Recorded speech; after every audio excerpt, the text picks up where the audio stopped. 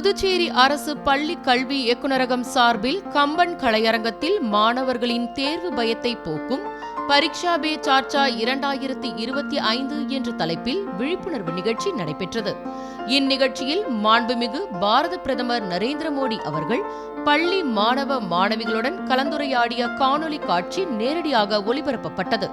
மாண்புமிகு துணைநிலை ஆளுநர் கே கைலாஷ்நாதன் அவர்கள் முதன்மை விருந்தினராக கலந்து கொண்டார். மாண்புமிகு சட்டப்பேரவைத் தலைவர் செல்வம் அவர்கள், மாண்புமிகு கல்வி அமைச்சர் நமச்சிவாயம் அவர்கள், சட்டமன்ற உறுப்பினர் திரு அனிபால் கென்னடி அவர்கள், தலைமை செயலர் திரு சரத் சவுகான் அவர்கள், அரசு கல்வி செயலர் ஜவஹர் அவர்கள், பள்ளி கல்வி இயக்குனர் பிரியதர்ஷினி அவர்கள் மற்றும் ஏராளமான பள்ளி மாணவ மாணவிகள் கலந்து கொண்டனர்.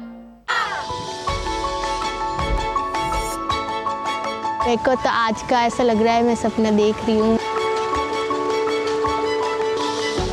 ये एक बहुत प्रिविलेज की बात है कि इतने सारे बच्चों ने इसमें रजिस्टर किया था and we were one of them. I saw the previous Pariksha Pe Charcha programs and it was in the auditorium. I thought this is going to be like that only. But this time it's very different. The format is just totally changed. इस बार एक खुली सी जगह में जिसका नाम सुंदर nursery है, वहाँ पर ये प्रोग्राम आयोजित किया गया है. I'm excited. I'm like cheerful. The only thing is like I'm very excited.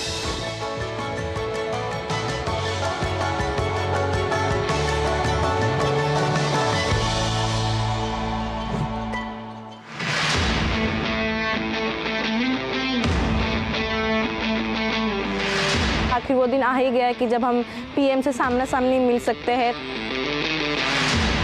Today I'm here to interact with The Prime Minister of India. PM Modi ji, when he arrived, everyone was surrounded with positivity. क्यों आपको अलग बिठाया? उनको देख के सब positive aura आया। 3 लोगों में से कितनों को पहचानते हो? सर मोस्टली सभी को। तो सबको बुलाया घर पे? सब बुलाऊंगा जरूर। हाय बुलाएंगे क्या, पहले से बुला रहा था। And he was like very charming थे वो बहुत ज़्यादा. मकर संक्रांति में क्या खाते हैं? तिल गुड़। हाँ, तो एक ही लेना ऐसा नियम नहीं है, जिसको ज़्यादा पसंद हो ज़्यादा खा सकते हैं। पीएम सर जब हम लोग को आके तिल का नारू जो है वो डिस्ट्रीब्यूट कर रहा था तो वो मुझे बहुत अच्छा लगा। क्या बोलते हैं, तिल गुड़ गया गुड़ गुड़ बोला। तिल गुड़ गया गुड़ गुड़ बोला. हाँ वाह। अगर कोई गेस्ट घर आते हैं तो हम देते हैं ना, वैसे उन्होंने दिया हमें। केरला में क्या बोलते हैं इसको? तिल का लड्डू कहते हैं. तिल के लड्डू। ऐसा अच्छा हमारे लिए भी कोई थिंक करता है। और किसी को लेने का मन करता है? हाँ, ये बहुत अच्छे लगे सर। हाँ बैठिए। मैं जब से सुबह से देख रहा हूँ आपको, आपका कॉन्फिडेंस लेवल अद्भुत है। बट स्टिल सर एक बात तो होती है क्योंकि सर एग्जाम्स तो होते ही है टफ।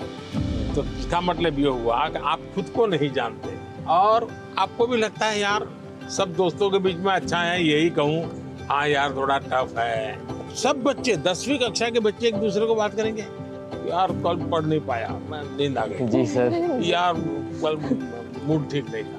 सब ऐसी ही बातें करते हैं टेलीफोन पे दोस्तों से भी। फिर फोकस कैसे होगा भाई?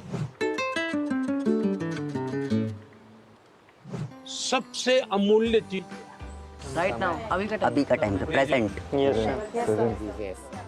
अगर वो गया तो यूं ही पास चला हो गया, वो रहता नहीं अपने आप में। अगर उसको जी लिया तो जिंदगी का हिस्सा बन जाता है। लेकिन जी कब सकते हैं?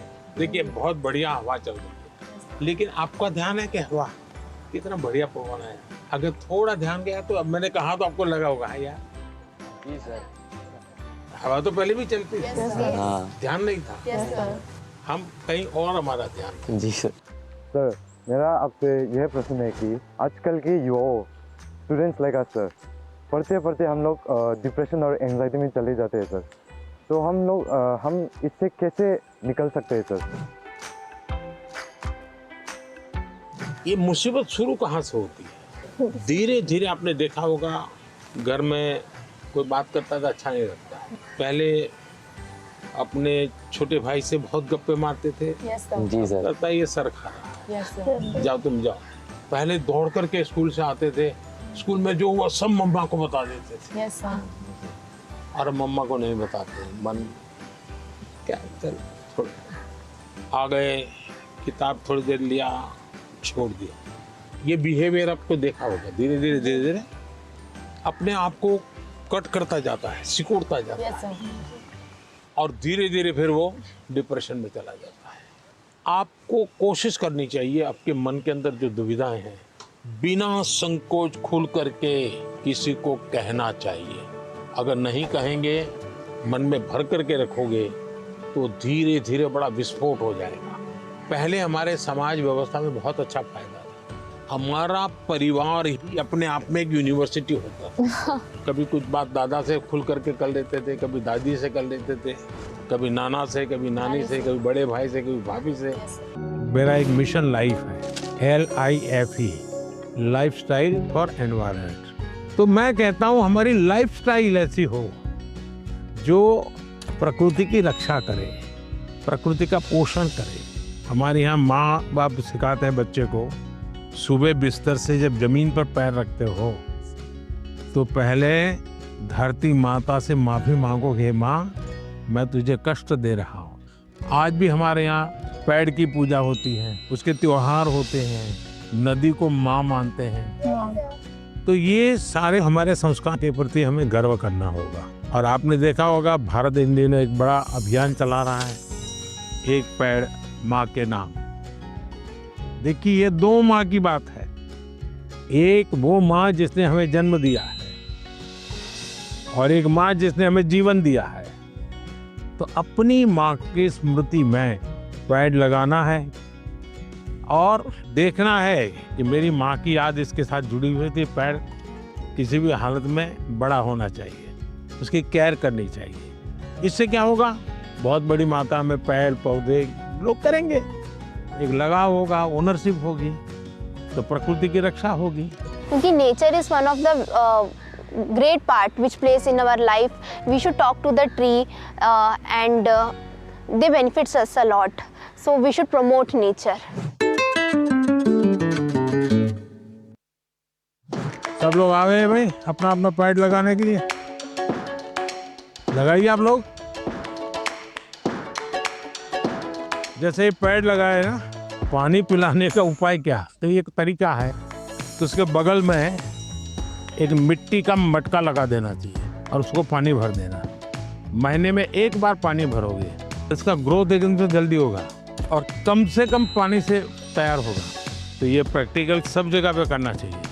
चलिए, बहुत बधाई सबको। So thank you so much for being here and for giving this wonderful opportunity for us. Thank you. Sir आज कौन सी चीज आप लोगों को सबसे ज्यादा याद रही? सर एनवायरनमेंट वाला।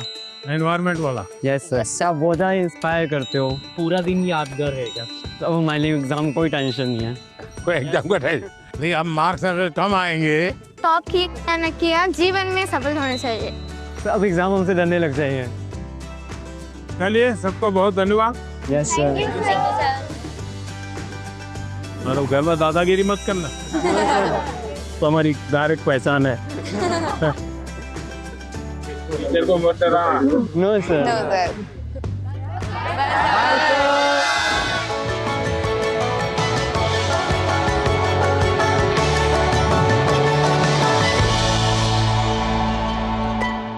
இந்நிகழ்வின் சிறப்பம்சம் என்னவென்றால், மாணவர்கள் நேரடியாக நமது பாரத பிரதமர் மாண்புமிகு திரு நரேந்திர மோடி அவர்களை தொலைத்தொடர்பு மூலமாகவும் இன்று நாம் காணொளியில் கண்டது போல நேரடியாகவும் கலந்துரையாடி இருக்கிறார்கள்.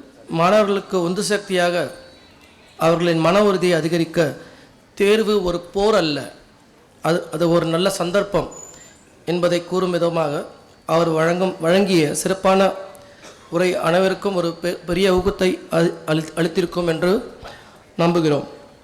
மாணவர்களே, தேர்வுகள் உங்கள் திறமையை நிரூபிக்க ஒரு நல்ல வாய்ப்பு. பயமில்லாமல் மன உறுதியுடன் நீங்கள் உங்களது இலக்குகளை எட்ட வேண்டும். இந்நிகழ்வு உங்களை அதற்கான நேர்மையான பாதையில் நடத்தி செல்லும் என்பதில் எந்த சந்தேகமும் இல்லை. இந்த நிகழ்ச்சியில் பங்கேற்க வந்த மாணவர்கள், ஆசிரியர்கள், பெற்றோர்கள் அனைவருக்கும் எனது மனமார்ந்த நன்றி. வணக்கம். நாம் தேர்வை எதிர்கொள்வதற்கு எந்தெந்த அளவிலே நம்மை நாம் தயார்படுத்தி கொள்ள வேண்டும் என்பதற்காக ஒவ்வொரு ஆண்டும் பாரத பிரதமர் அவர்களே நேரடியாக நம்முடைய மாணவ மாணவியத்திலே உரையாடி அவருடைய சந்தேகங்களை கேட்டு அதற்கு தீர்வு சொல்லுகின்ற ஒரு நிகழ்வாக இந்த நிகழ்வை ஒவ்வொரு ஆண்டும் பாரத பிரதமர் அவர்களே இன்றைக்கு இதை முன்னெடுத்து நடத்தி கொண்டிருக்கின்றார்கள். அந்த அடிப்படையிலே தான் இந்த ஆண்டு நீங்கள் எல்லாம் தேர்வு எழுத செல்ல இருக்கின்றீர்கள். அப்படி தேர்வு எழுதுவதற்கு முன்பாகவே இதை போன்ற ஒரு நிகழ்ச்சி நம்முடைய புதுவை மாநிலத்தில் மட்டுமல்ல, இந்திய நாடு முழுவதும் இருக்கின்ற நம்முடைய மாணவ மாணவிகள் இன்றைக்கு நம்முடைய பாரத பிரதமருடைய இந்த நிகழ்வை கண்டுகளித்து கொண்டிருக்கின்றார்கள். அதனால்தான் இன்றைக்கு ஒரு நாட்டுடைய பாரத பிரதமர் அவர்கள் அனைத்து தரப்பு மக்களுக்கும் ஒரு சிறந்த ஒரு நிர்வாகியாக இன்றைக்கு இருந்து கொண்டிருக்கிறார் என்று சொன்னால், அனைத்து தரப்பு மக்களை பற்றியும் சிந்திக்கக்கூடிய ஒரு தலைவராக இன்றைக்கு நம் முன்னே இன்றைக்கு இருந்து கொண்டிருக்கின்றார். அதனால்தான் இன்றைக்கு உலகம் போற்றுகின்ற தலைவராக நம்முடைய பாரத பிரதமர் விளங்க முடிகிறது என்று சொன்னால், இன்றைக்கு அத்தனைக்கும் தீர்வை அவர் இன்றைக்கு சொல்லியிருக்கின்றார். நம்முடைய மாணவ மாணவிகள் எந்த அளவிற்கு நாம் பரீட்சையை எழுதுகின்ற பொழுது நாம் எதிர்கொள்ளுகின்ற சவால்கள், பிரச்சனைகள், அவற்றையெல்லாம் நாம் எப்படி போக்கிக் கொள்வது, எப்படி ஒரு தேர்வை நாம் தைரியமாக எதிர்கொள்வது என்பது தான் இங்கே நிறைய விளக்கங்கள் நம்முடைய பிள்ளைகள் கேட்டால். கிட்டத்தட்ட ஒரு 21 விதமான அவருடைய சந்தேகங்களை கேட்டு அவற்றுக்கெல்லாம் தீர்வை சொல்லியிருக்கின்றார்கள்.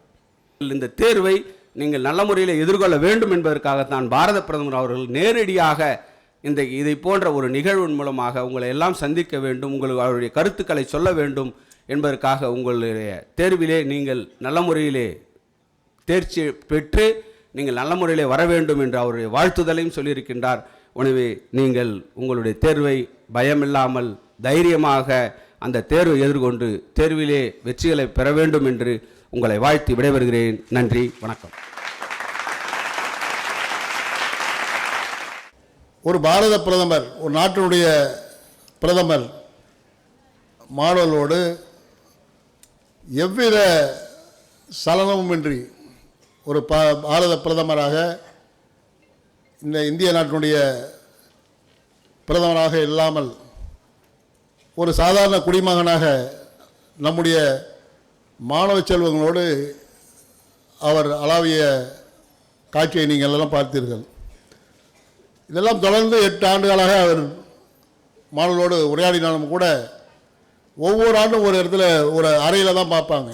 இதே போன்று ஒரு அரங்கு அமைத்து அந்த அரங்கில் தான் எனக்கு தெரிந்து 7 ஆண்டுகளும் அப்படி தான் இந்த அரங்கு நிகழ்வாக நடத்தி கொண்டிருந்த நம்முடைய பாரத பிரதமர் இந்த ஆண்டு முழுமையாக ஒரு திறந்த வெளி அரங்கத்திலே இயற்கை சூழலோடு இன்றைக்கு நம்முடைய மாணவர்கள், இந்தியாவுடைய பல்வேறு மாநிலங்களில் இருந்து இருந்த மாணவர்களோடு இன்றைக்கு அந்த எக்ஸாம் வாரியார் மாணவனுடைய தேர்வு பயங்களை போக்குகின்ற முறையை ஏறத்தாழ 21 தலைப்புகளில் இங்கே நமக்காக அந்த மாணவர்களோடு உரையாடி கொண்டிருந்தார். இன்றைக்கு இந்தியா முழுவதும் 3,30,00,000 மாணவர்கள் அதை கண்டுகளித்து கொண்டிருக்கிறார்கள். ஏறத்தாழ 20,71,000 பெற்றோர்கள், 5,50,000 ஆசிரியர் பெருமக்கள் இந்தியா முழுவதும் இந்த நிகழ்வை இன்றைக்கு நம் பாரத பிரதமருடைய நிகழ்வை கண்டுகளித்து கொண்டிருக்கிறார்கள். ஆக மீண்டும் இங்கே இருக்கிற மாணவ செல்வங்களை வேண்டிக் கொள்வதெல்லாம் மாதா பிதா குரு தெய்வம் என்று சொல்கின்ற பொழுது எப்படி கடவுளுக்கு இணையாக, கடவுளுக்கு முன்பாக நம்முடைய குருவை நாம் தேர்ந்தெடுத்தோமோ அதே போன்று நம்முடைய குருவான ஆசிரியர் பெருமக்கள் போதிக்கின்ற கல்வியை தேர்விலே செம்மையாக எழுதி வெற்றி பெற வேண்டும். அப்படி வெற்றி பெறுகின்ற பொழுது அது உங்களுக்கான வாழ்க்கையையும் நம்முடைய பாரத பிரதமர் எண்ணமான 2047ஆம் ஆண்டு வளர்ச்சி அடைந்த பாரதத்தினுடைய அடிகோலாக அமையும் என்று கூறி இதில் கலந்து கொண்ட அத்தனை மாணவ செல்வங்களையும் தேர்விலே 100% விழுக்காடு தேர்வு பெற வாழ்த்து விடைபெறுகிறேன். நன்றி, வணக்கம். நான் ஸ்கூலில் படிச்சிருந்தேன் 1960. அப்போ அப்பா வந்து ஒரு கிராமத்து ஸ்கூல். அப்பா வந்து கிராமத்தில் போஸ்ட் ஆஃபீஸில் போஸ்ட் மாஸ்டர். அப்போ அவர் வந்து எங்களுக்கெல்லாம் ஒரு ஹேபிட் போட்டார். நாங்கள் 4 பேர் இருந்தோம் பசங்க, 2 சிஸ்டர்ஸ் 2 பிரதர். ஸ்கூல்லேருந்து வந்த உடனே ஃபஸ்ட்டு அப்பாவோட ஆஃபீஸில் போயிட்டு அப்பாவோட சொல்லணும், இன்றைக்கி எந்தெந்த கிளாஸில் என்னென்ன படித்தேன் அவருக்கு வந்து எக்ஸ்பிளைன் பண்ணி கொடுக்கணும். சார் ஃபஸ்ட்டு பீரியடு வந்து ஹிஸ்ட்ரி இருந்தது, ஹிஸ்ட்ரியில் என்ன படித்தேன் அதெல்லாம் எக்ஸ்பிளைன், ஒரு 10 நிமிஷம் அவருக்கு எக்ஸ்பிளைன் பண்ண சொல்லணும். அதுக்கு என்ன, அப்போ எனக்கு அதை பற்றி ஒன்றும் தெரில, but at least some parents is giving attention. அப்பா அம்மா வந்து நீ என்ன படிக்கிறேன்னு கவனிக்கிறாங்க. அதே மாதிரி எங்கூட 2 ஃப்ரெண்ட்ஸ் இருந்தாங்க. ஸோ அந்த 2 ஃப்ரெண்ட்ஸை விட அப்பா அம்மா வந்து டீ எஸ்டேட்டில் கூலி வேலை செஞ்சுட்டு இருந்தாங்க. அவங்களுக்கு பையன் ஸ்கூல் போய் படிக்கிறான், அதுவே பெரிய ஆனந்தம். பட் பையன் என்ன படிக்கிறான்னு பற்றி அதை பற்றி ஒன்றுமே கவலைப்படவில்லை. அவன் 6ஆம் கிளாஸ் பையன், 6ஆம் கிளாஸ்லேயே அவன் சிகரெட்டு குடிக்க ஆரம்பிச்சிட்டான். Because there is no monitoring from the parents. 2வது, நாங்கள் தூங்க போகிற டைமில் எங்களுக்கெல்லாம் ஒரு ஹேபிட் வச்சார். காலையில் எழுந்திரிச்சிட்டு இருந்தவரத நீ படுக்க போகிற வரைக்கும் நீ என்னென்ன செய்த அதெல்லாம் ஞாபகப்படுத்தி அப்பாக்கிட்ட சொல்லணும். அதில் வந்து அவர் கொஸ்டின் வைப்பார், நீ அந்த சாப்பாட்டு இந்த பிரேக்ஃபாஸ்ட் கடிஞ்ச முருக நீ யார் கூட பேசியிருந்த என்ன பேசியிருந்த கேட்பார். ஸோ அந்த மாதிரி இட் இஸ் அந்த டெக்னிக் என்னாச்சுன்னா it is a thing to develop a memory power. இப்போ இந்த பாரத பிரதமர் நரேந்திர மோடி அவர்கள் யாரோ 25 வருஷம் முன்னாடி யாரை பார்த்தா இருந்தாலும் அவர் பேர் இப்போ கூட ஞாபகம் வச்சுருப்பார். It is a development of எப்படி மெமரி டெவலப் பண்ணுறதுன்றது என்னோடய அப்பா இது வந்து என்ன டெவலப் பண்ணுவோம். 3வது வந்து நாங்கள் 4 பசங்க இருந்தோம். ஒரு பெரிய மிரர் வச்சுருப்பார் வீட்டில் வச்சு மிரர் வச்சுட்டு அவர் மிரருக்கு முன்னாடி உட்காந்து நாங்கள் 6-7 பேர் பின்னால் உட்காந்துருப்போம். 6 பேர் உட்காந்துருந்தோன்னா அந்த இமேஜும் அந்த மிரரில் இமேஜும் சேர்த்து 12 பேர் உட்கார்ற மாதிரி ஒரு இம்ப்ரெஷன் இருக்கும். அப்படி வந்து பேச சொல்லுவார், ஏதாவது சப்ஜெக்டை பற்றி பேச சொல்லுவார். அதுதான் என்னோடய ஃப்யூச்சரில் வந்து எனக்கு அந்த மேடை இல்லை பேசுகிறது வந்து பயம் இல்லாமல் இருந்தது எனக்கு. நான் ஐஏஎஸ் இன்டர்வியூக்கு போனேன். அப்போ வந்து டெல்லியில் 5000 பேருக்கு இன்டர்வியூ போடுவாங்க. ஃபஸ்ட்டு ஃபைனல் செலெக்ஷனுக்காக இன்டர்வியூ மட்டும் கூப்பிட்டுருந்தாங்க. அப்பா எனக்கு அன்னைக்கு தான் அந்த ட்ரைனிங். அப்போ தான் எனக்கு ஞாபகம் வச்சுது. அந்த 5000 பேரில் இருந்து இன்டர்வியூவில் மார்க் பார்த்தோன்னா நான் ஃபஸ்ட்டு 25ல் என் பேர் இருந்தது. இது 11th ஸ்டாண்டர்ட் வரைக்கும் தான் அவர் படிச்சிருக்காரு. 11th ஸ்டாண்டர்ட் வரைக்கும் தான் படிச்சிருக்காரு. அந்த காலத்தில் டிவியும் கிடையாது, ரேடியோவும் கிடையாது. அவருடைய சிந்தனைகள், அவருடைய ஐடியாஸ், அது எப்படி எனக்கு பலமாக இருந்தது, எங்கே how it has help me, இது உங்களது. ஏன் இது சொல்கிறேன்னா, பாரத பிரதமர் அவர் ஏன் கவலை பண்ணணும், இந்த உங்களுக்கு எக்ஸாம் டென்ஷன் இருக்கிறது, அந்த டென்ஷன் வந்து உங்கள் பேரண்ட்ஸ் இருக்கணுங்க டென்ஷன். ஏன் பிரதமராக இருக்கிற அவர் டென்ஷன் எடுத்துருக்காரு. இது ஞாபகம், நான் அவர் கூட 8 வருஷம் அவரோட ஆஃபீஸில் வேலை பண்ணிகிட்டு இருந்தேன். அப்போ ஒரு தடவை சொன்னார் அவர், என்ன இது இந்த ஸ்கூல் ஃபஸ்ட் ஸ்டாண்டர்ட்லேயே 100% என்ரோல்மெண்ட்டே கிடையாது, 20% பசங்க பேரண்ட்ஸு பசங்களை அனுப்புகிறதே கிடையாது. ஸோ அவர் சொன்னார் பிரவேசோத்சவம்னு சொன்னார். அதாவது ஒவ்வொரு ஜூன் 1 அந்த ஸ்கூல் அட்மிஷன் டைமில் it should be celebrated as a festival in the village. அதுதான் பிரவேசோத்சவம்னு சொல்லுவார். அப்போ 3 நாளைக்கு நாங்கள் எல்லா அமைச்சர்களும் எல்லா சீனியர் ஆஃபீஸர்ஸ் எல்லாருமே கிராமத்துக்கு போவோம் 3 நாளைக்கு. அவரும் போவார். அவர் ஒரு நாளைக்கு 3 ஸ்கூல் கவர் பண்ணுவார், 3 நாளைக்கு 9 ஸ்கூல் கவர் பண்ணுவார். அவரே கைப்பிடிச்சு பசங்களை ஃபஸ்ட் ஸ்டாண்டர்டில் அட்மிட் பண்ணுவார். 2 வருஷத்தில் இட் பிகேம் 100% என்ரோல்மெண்ட். அவ்வளோ அக்கறை கொண்டு. 2வது அப்புறம் பார்த்தாரு ட்ராப் அவுட் ரேஷியோ. ஸ்கூல் வந்து சேர்த்துட்டோம், ஸ்கூலில் சேர்த்துட்டேன்னா பாக்கி ஒரு 3rd 4th 5th ஸ்டாண்டர்ட் ஆகிறதுல ஒரு 25-30% வந்து ட்ராப் அவுட் ஆகிடுறாங்க. So you have a illiterate population. So அவர் வந்து ட்ராப் அவுட் ரேஷியோ கம்மி பண்ணுறதுக்காக திருப்பியும் ஒரு பிரவேசத்தில் ஒரு ப்ரோக்ராம் எடுத்தார். இன்றைக்கி வந்து இட்ஸ் ஆல்மோஸ்ட் நில் drop out ratio till this 8th standard. அது அப்படி தான் குவாலிட்டி ஆஃப் எஜுகேஷன் இம்ப்ரூவ் பண்ணிகிட்டே வந்தார். ஸோ இந்த எக்ஸாமினேஷன் இந்த ப்ரோக்ராம் இருக்குல்ல, இட்ஸ் எவல்யூஷன். அவரோட ஸ்டூடெண்ட்ஸ் கூட பேரண்ட்ஸ் கூட அந்த இன்ட்ராக்ஷனால் அந்த evolution of these ideas. And பிரதமர் பதவியில் இருக்கிறவர் உங்களை பற்றியெல்லாம் கவலைப்படுறதுக்கு தேவையில்லை, உங்களுக்கு எக்ஸாம்பிளுக்கு டென்ஷன். பட் அப்படி கூட அவ்வளோ அக்கறை வச்சு அவர் டெவலப் பண்ணியிருக்காரு. We should be very thankful that we have got a Prime Minister like him, and wish you all the best for your exams. எனக்கும் சார்பாக நமது முதல் நன்றி நமது பாரத பிரதமர் நரேந்திர மோடி ஐயா அவர்களுக்கு. அவருடைய சிந்தனை, அவருடைய நல்வாழ்த்துக்கள் உங்கள் அனைவருக்கும் உண்டு. உங்கள் அனைவருடையும் நீங்கள் இதை வந்து உங்கள் எக்ஸாமில் நல்ல மார்க் வாங்கி you should make him proud. That is what our Prime Minister wants from each one of you. Okay. I would like to sincerely thank our Honorable Lieutenant Governor Sir for giving his valuable advice to our children. Thank you, sir. Our sincere thanks to the Honorable Speaker for advising our children. We are going into the CBSE for the first time, sir. We assure you that we will do well. Honorable Education Minister, sir, each of our teachers for the last 3 months are working very hard. They are taking extra classes. They are making the children adapt to the new system by teaching them how the new examination pattern will be, how the subjects will be. We assure you, sir, on behalf of the children, we will do well, and we will make the decisions that we have taken as the right one for the children.